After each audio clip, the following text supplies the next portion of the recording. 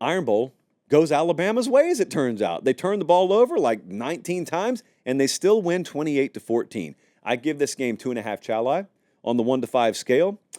The one thing I was not going to do going into this game is I wasn't going to doubt Alabama's buy-in. That's one bit of credit that I'll give Kalen DeBoer and that staff is there's not been an ounce of quit in that team.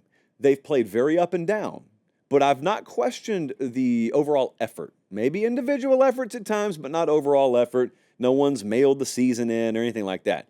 So you got the intensity level you needed, probably a little bit more than you needed at some time yesterday. It's a beautiful rivalry, one of several. I know that some of the national audience may have been turned off because there aren't like immediate dueling playoff implications. It's not like A&M Texas where the winner goes to Atlanta and the loser goes home. But it's the Iron Bowl, man. They've played it my whole life. It's mattered every year of my life. And so it mattered yesterday. You get those two uniforms on the field. It matters. Matters a great deal, especially to folks who aren't going to play in the game anymore. I do have a padlock stat. Very simple.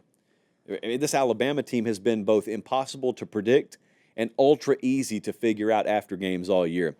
Auburn goes 2 of 3 in the red zone for 6 points. Alabama's 4 of 4 for 28 points.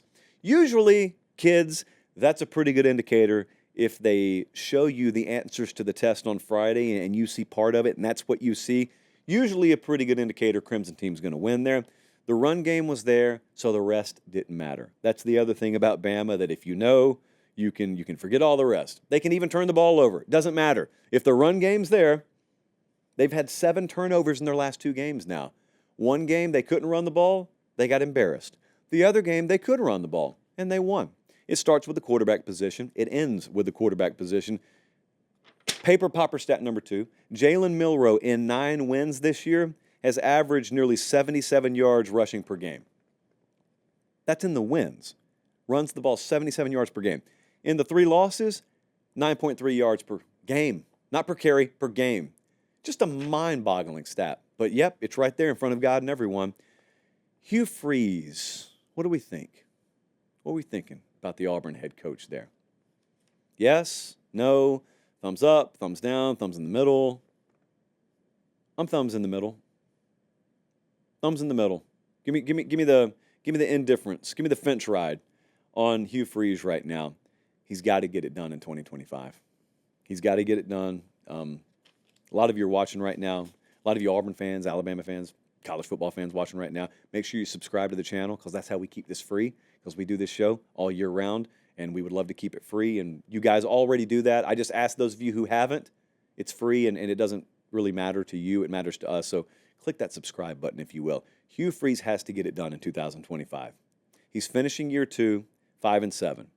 This team had no business being 5-7 this year. They didn't have to be a playoff team, but the fact that this team's not going bowling is unacceptable. But yet, if you've watched them all year, it makes sense. They're a much better team. They're a much more capable team, let me put it that way, than 5-7. So you can't change anything about that. Here's what you can do.